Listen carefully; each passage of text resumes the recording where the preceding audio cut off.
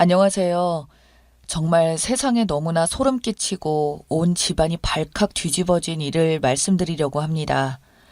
저는 결혼한 지 6년 차 되는 남자이고 저에게는 9살 어린 아내가 있어요. 아내와는 오랜 연애 끝에 결혼하게 되었습니다. 둘 다 아이를 너무 좋아해서 임신 시도를 몇 번이나 했지만 6년 동안 아이는 가지지 못했어요.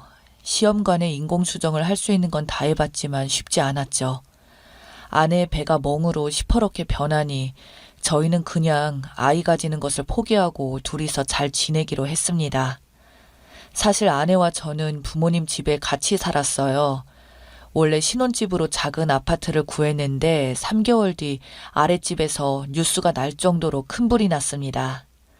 그때 불 연기가 위로 파고 들어와 저희 집 전체가 그을리고 온 집안이 탄 냄새로 머리가 지끈거리는 정도였어요.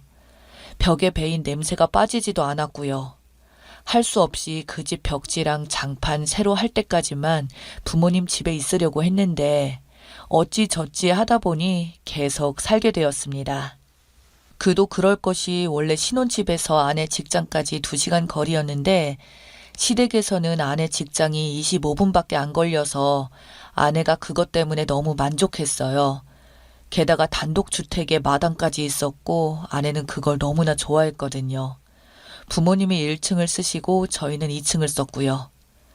그런데 문제는 아버지였습니다. 아버지는 원년에 사업을 엄청나게 크게 하셨다가 한번 크게 망하셨어요. 그때 그나마 어머니 명의로 된 집이라 엄마가 적금 들어놓은 걸로 저희 집 식구가 근근히 버텼어요.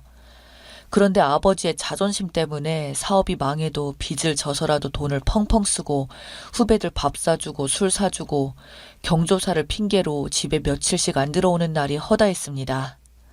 엄마는 이미 거의 포기한 상태였고요. 자식들만 다 키우면 바로 이혼한다고 땅을 치고 매일같이 슬퍼하셨습니다. 그러다 사건이 터졌어요. 저희 집 밑에 지하방이 있습니다. 그곳에 침대도 있고 엄마가 무슨 전쟁 대비한다고 이것저것 생수랑 뭘 많이 사다 놓으셨어요. 그런데 이제 그 지하방에 곰팡이도 쓸고 냄새도 나고 썩 쾌적하지 않아서 저희 집 식구들은 그곳에 잘 들어가질 않았어요.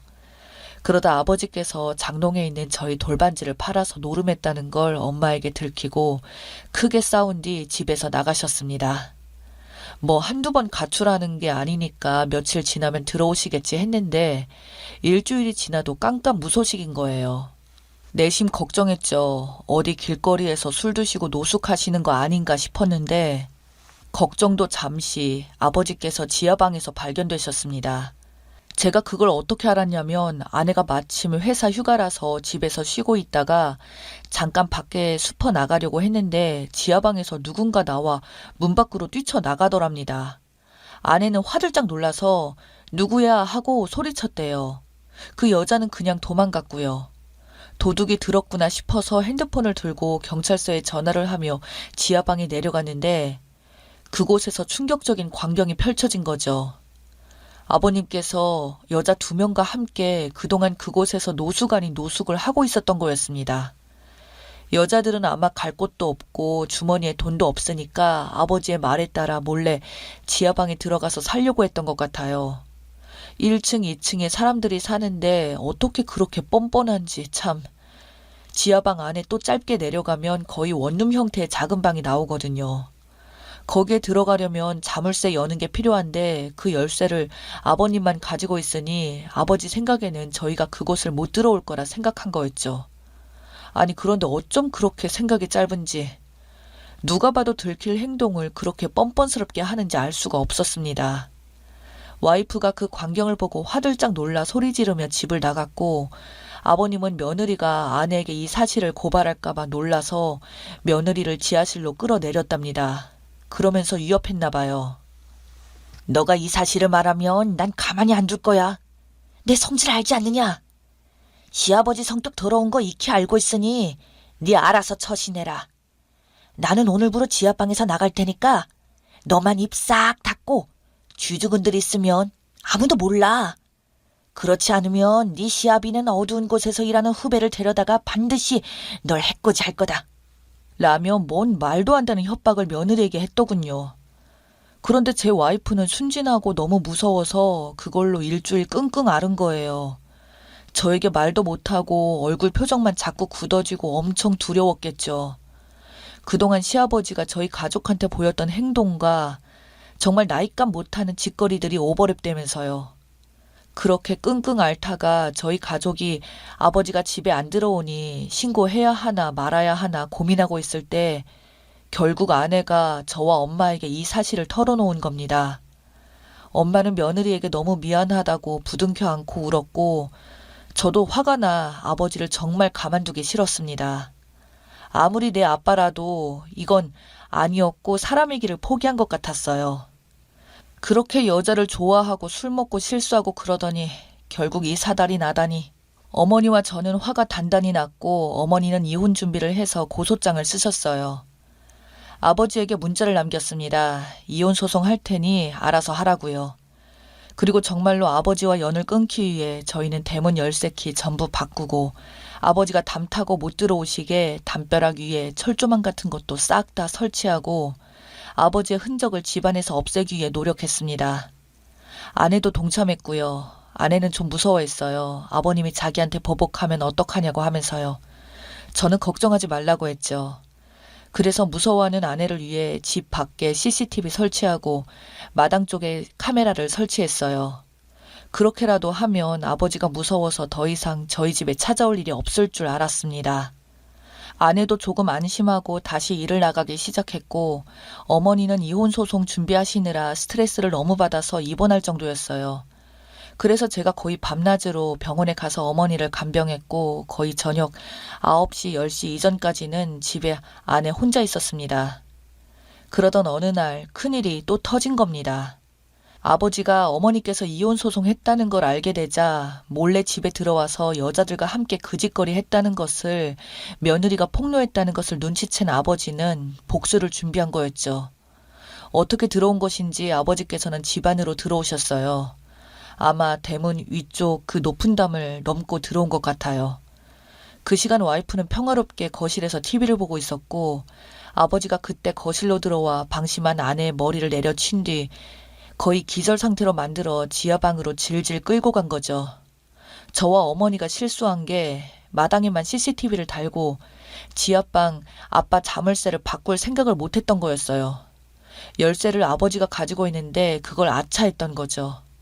와이프는 안간힘을 쓰면서 끌려가는 도중에 마당에 있던 화분들이랑 정원 도구들을 모두 쓰러뜨렸어요. 저는 그 사실을 까맣게 모르고 병원에서 어머님 챙겨드리고 있고 잠깐 눈을 붙이고 있었고 아주 옅은 잠이 들었는데 거기서 끔찍한 악몽을 꾸고 식은땀을 뻘뻘 흘린 채 깼는데 오금이 저리고 소름 끼치는 기분이 들면서 갑자기 와이프가 걱정이 되는 거였어요. 그래서 와이프에게 전화를 했는데 받지도 않고 너무 쎄하니까 핸드폰을 열어서 집 CCTV를 확인했는데 마당 CCTV와 대문 카메라에서 아버지가 담을 넘어서 1층으로 들어가는 모습과 1층에서 며느리를 끌고 지하방으로 들어가고 와이프는 안간힘을 쓰면서 발버둥 치다가 정원 도구들 다 쓰러뜨리고 그런 장면이 찍혀 있었고요.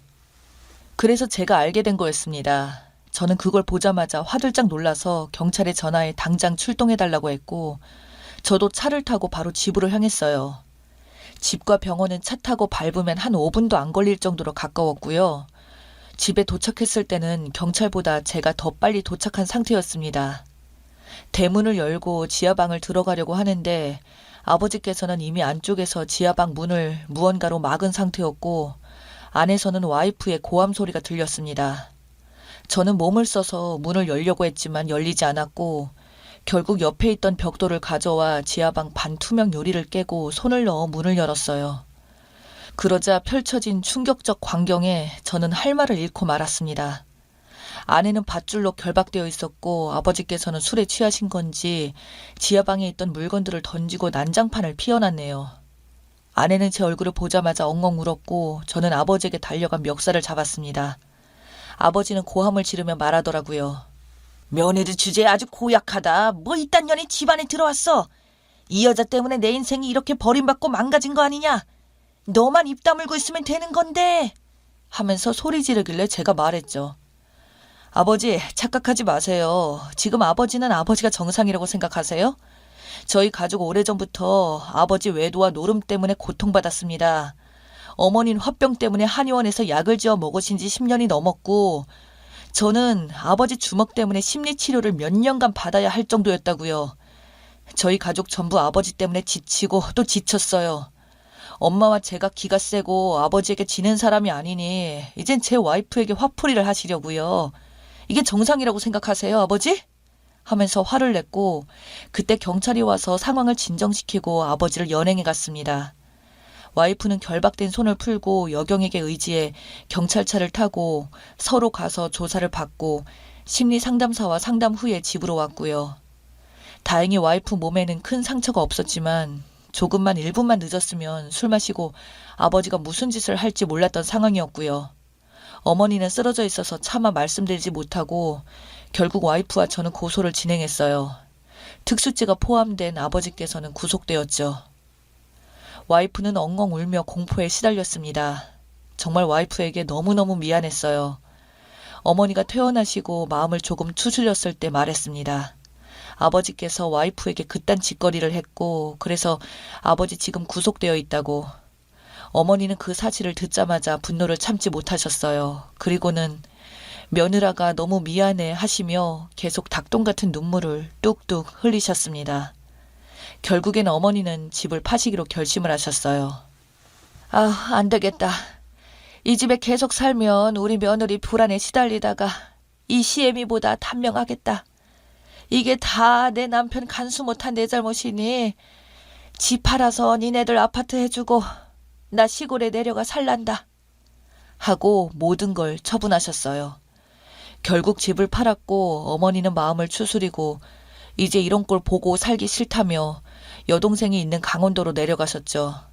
저희 부부는 어머니께서 도와주신 덕에 조금 넓은 아파트로 이사가게 되었습니다. 아내는 그곳에서 계속 조금 불안에 시달렸지만 긴 심리치료 끝에 결국 마음의 안정을 찾게 되었어요. 저도 트라우마에 시달려 오밤중에 벌떡 일어나서 식은땀을 뻘뻘 흘리기도 했지만 신경안정제와 약물 치료를 통해 조금은 트라우마에서 벗어날 수 있었습니다. 결국 아버지는 1심에서 실형을 받고 복역 중이고요. 그곳에서 정신을 찾으신 건지 반성문을 계속 작성하신다고 하는데 저는 모르겠어요. 어쨌든 아버지가 복역 끝나고 사회에 나오더라도 저는 완전히 연을 끊고 살려고 합니다. 저한테만 상처 주는 건 어떻게든 참아보겠는데 사랑하는 내 와이프에게 이딴 짓을 저지른 건 절대로 용서하지 못할 것 같네요. 정말 외도하는 남자, 허세 있는 남자, 술 많이 마시는 남자는 절대로 만나지도 마시고 기피하세요. 저는 그런 사람을 아버지로 만나 평생을 시달리다가 결혼하고 나서도 와이프에게까지 피해를 주었네요. 이런 일은 저희에게서 끝났으면 좋겠습니다. 이딴 거 고치면서 살려고 하지 마시고 아예 그냥 연을 끊어버리고 살길 바랍니다. 이번에 고소하면서 알게 되었는데 이런 남자를 남편으로 들여서 몇 년간 마음고생하는 사람들이 저희 어머니 세대뿐만 아니라 제 또래도 많다고 하더라고요. 제발 그런 남자는 만나지도 마시고 상종도 하지 마시고 만나셨다면 미련 없이 떠나세요. 평생 발목 잡히고 결국엔 자식에게도 못할 짓입니다. 저를 보세요.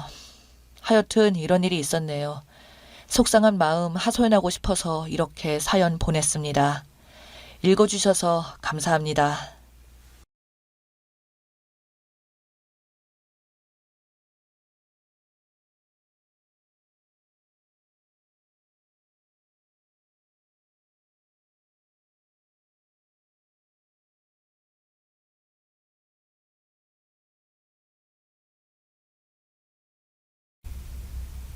안녕하세요. 저는 남편과 3년의 연애 끝에 결혼했습니다.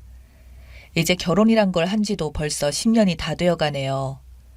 저는 결혼을 하자마자 아이를 가졌고 제가 그 소식을 말하자마자 남편은 한숨을 쉬면서 나가서 담배를 피우더군요. 그리고 남편은 단 한 번도 저와 같이 산부인과에 간 적이 없어요. 이후 아이를 낳았고 시어머님이 아들이라며 기뻐하자 형제들 중 제일 능력이 떨어지는 남편은 처음으로 시어른들께 칭찬을 듣고 기분이 업되어서는 그제야 기뻐하더군요. 저 정말 기분 썩었습니다. 아이 낳고 산후조리를 하고 그리고 집에 돌아와 보니 세상에 이런 일이 나오면 딱 좋을 한마디로 쓰레기집이었습니다. 친정엄마와 저는 신발을 신고 들어가 태어난 지 한 달 된 아기를 눕혀놓고서 집을 청소했고요. 남편은 머쓱해했지만 별로 미안해하지는 않아 했습니다. 남편은 아이가 기저귀를 뗄 때까지 기저귀 한 번 갈아준 적 없고요. 제가 사방팔방 집을 굴러다니며 아이 오일을 발라줄 때도 남편은 집안일은 조금도 관심을 두지 않았습니다. 친정 아버지 뻘인 담당 선생님께서 막 화를 내시며 남편에게 전화를 할 정도였어요. 그때 제 변명은 류머티즘이었고요. 류머티즘은 딱 안 죽을 만큼 관절이 아픈 병입니다. 남편이란 인간은 슈퍼에서 배달해주는 생수가 무겁다며 현관 앞에 배달된 걸 들어서 집에 들이지도 않고 깡충깡충 넘어서 다녔고요. 쓰레기는 냄새나서 버릴 수가 없다고 합니다. 아니, 평소에 그걸 다 하는 저는 뭡니까? 무슨 종인가요? 결혼 생활 10년 동안 남편이 꼬박꼬박 월급을 가져다 준 건 1년이 채 안 됩니다. 그동안 월급이 밀려 있었고요. 남편이 노는 것도 아니고 월급이 밀려서 안 나오는 거라서 저는 단 한 번도 남편을 타박한 적이 없었습니다. 제가 아이들을 가르쳐서 생활을 하고 저축도 했습니다. 그리고 남편이 직장에서 보조가 잘못하는 바람에 남편의 밀린 월급에 매일 걸려오는 카드 회사의 빚 독촉 전화로 저는 정말 힘들었습니다. 그동안 남편 월급도 없이 아이 키워가며 저축한 돈을 카드 빚 갚는 데 쓰라며 남편의 두 손에 쥐어줬습니다. 저도 일을 해야 하는 그 바쁜 와중에 남편의 새끼를 꼬박꼬박 챙겨주는 게 힘들었지만 그래도 남편 속은 오죽하랴 싶어서 돈도 지갑에 넣어주곤 했어요. 하지만 남편은 신우와의 술자리에서 자신의 집에서 얼마나 눈칫밥을 먹는지 하소연했다고 하네요. 정말 어이가 없었습니다. 점심은 언제나 김치볶음밥이라며 신우이에게 뭐라고 하더군요. 네, 틀린 말은 아닙니다. 없는 형편에 제가 좀 아끼느라 그랬습니다. 하지만 남편에게 김치볶음밥을 주면서 저는 다른 거 먹었을까요? 남편의 말에 신우는 어이없어 하면서 넌 눈칫밥을 먹어도 싸다 라고 제 편을 들어주긴 했었지만 그 와중에 밥 타령하고 눈치 타령이나 하는 남편이 어이가 없었습니다. 제가 3시간 동안 부업으로 전단지를 붙이는 그 시간 동안에는 남편은 자신이 먹은 것 하나 치워주지 않고 소파에 누워서 TV만 보고 있더군요. 그렇게 펑펑 놀다가 이것저것 사업이라는 걸 해본다며 집에 전세금을 빼서 가게를 시작했죠. 그 때문에 저희는 싼 집을 찾아서 경기도 외곽의 월세집을 전전했고요. 저는 계속 아이들을 가르쳤는데 남편의 가게는 2년 만에 접으면서 원금도 못 찾고 돈도 다 날렸습니다. 저는 남편이 제게 미안해한다고 생각했습니다. 그리고 당연히 미안해해야 한다고 생각했습니다. 그리고 당연히 미안해해야 하는 거 아닌가요? 하지만 남편은 전혀 아니더군요. 전혀 미안한 기색이 없는 남편에게 결혼하고 아이 낳고 1년 쉬고 나서 나는 하루도 일을 안 한 적이 없어. 당신은 자기 아내를 이리 고생을 시키면서도 어디 미안한 게 하나도 없는 거야? 부부라는 것이 서로 어렵게 살더라도 서로 다독여주고 마음을 알아주면 그걸로 행복한 일인데 당신은 어찌 이리 일방적으로 내게 가혹해? 난 당신의 아내이지 모든 걸 품어줄 수 있는 부모가 아니야. 그러니 각자 길로 가자. 했더니 남편이 갑자기 무릎을 꿇고 울면서 미안하다고 앞으론 잘하겠다고 했어요. 저는 그 말을 믿었습니다. 이사를 하고 3개월가량은 남편이 정말로 잘하려고 노력하는 듯 보였습니다. 또 남편은 다행히 직장을 구했고요. 그런데 월급 통장을 제게 주지 않는 거예요. 또 남몰래 보증 선 건 아닌지 욱하는 마음에 통장 달라고 소리를 질렀더니 남편은 제가 소리를 질렀다고 그래서 더욱더 통장을 줄 수 없다고 합니다. 결혼하고 10년 동안 제가 남편에게 소리를 지른 게 그때가 처음이었습니다. 마음에 병이 드니 몸도 망가지더군요. 병원에 가니 유방암 소견도 나와서 저는 아이들을 가르치기가 더 힘들었습니다.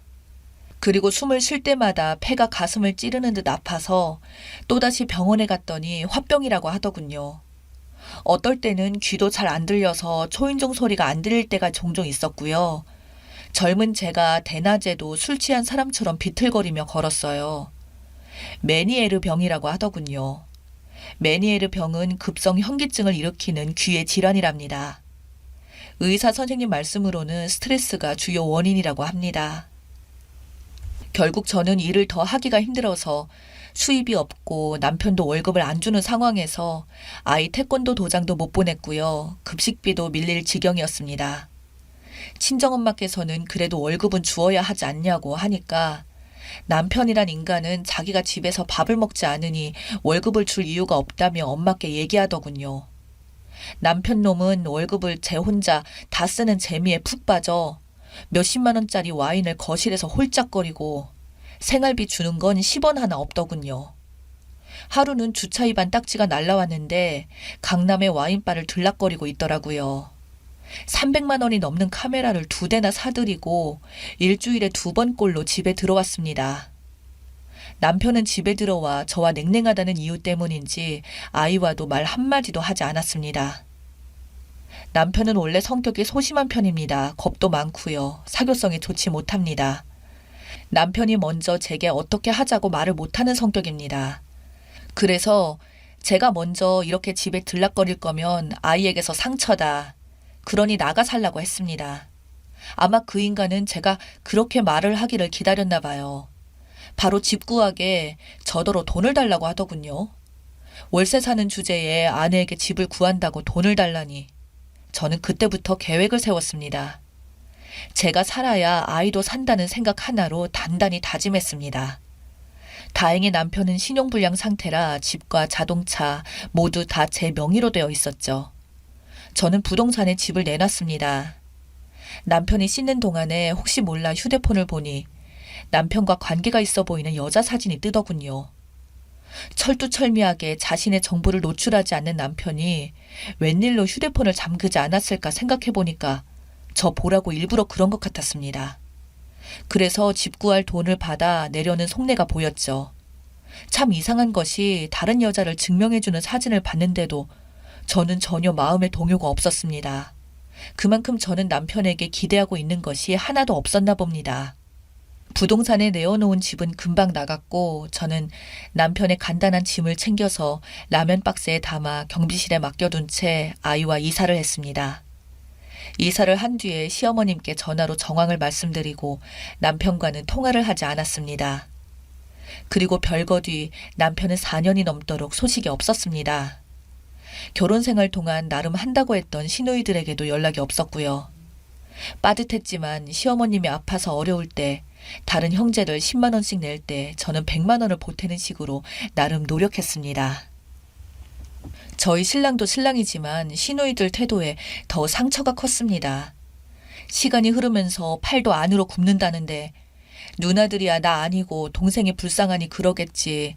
뭐라고 싫은 소리 할 수도 있을 텐데 그래야지 않은 게 나름 나를 배려한 거겠지 하며 제 자신을 위로했습니다.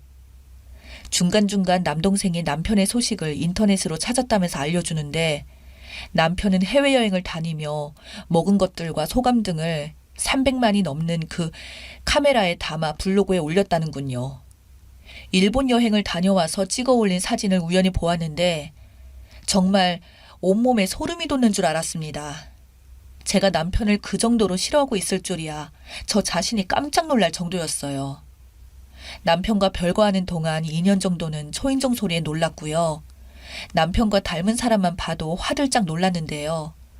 그래도 세월이 약인지 어떤지 시간 지나니 그것도 잦아들더군요.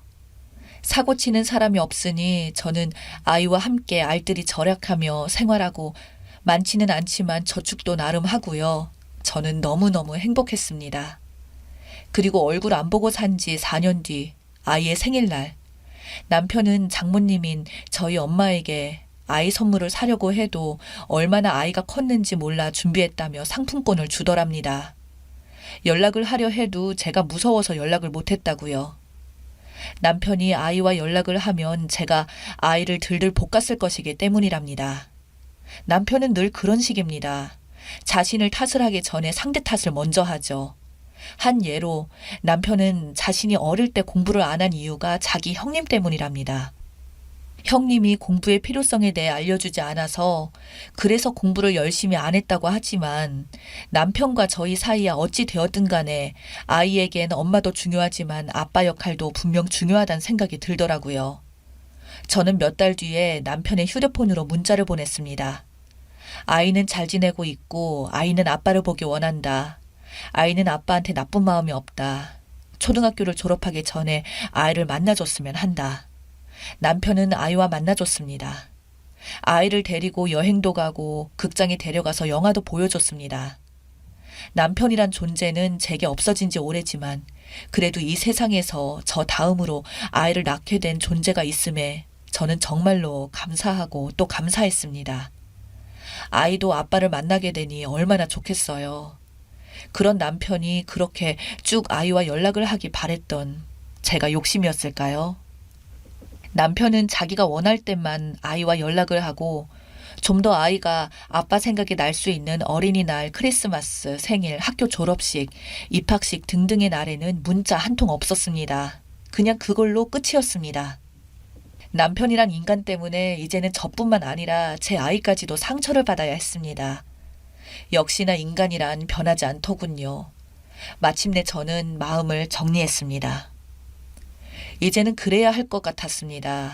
이제 서류상으로도 남편으로 정리를 하려 합니다.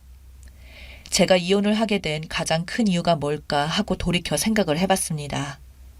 돈 때문은 아니고요. 결혼이라는 것은, 그리고 배우자라는 존재는 서로 함께 손잡고 인생길을 함께 걸어가는 동반자인데 진정한 동반자라면 작은 일이라 할지라도 서로 나누고 공감해줘야 하는 것입니다. 그걸 제가 바랬었나 봅니다. 읽어주셔서 감사합니다.